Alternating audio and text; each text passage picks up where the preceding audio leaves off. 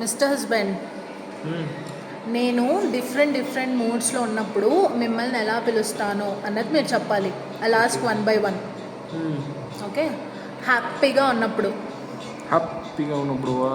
Baby చెల్లం. కోపంగా ఉన్నప్పుడు ఇక్కడ రాడా ఏడుస్తున్నప్పుడు అழும்போது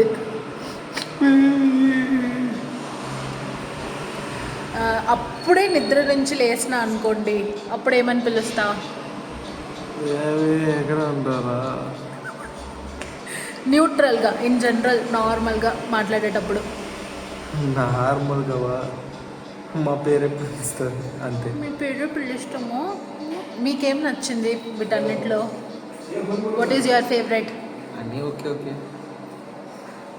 సాటిస్ఫై చేయడం కష్టం గాయ్స్.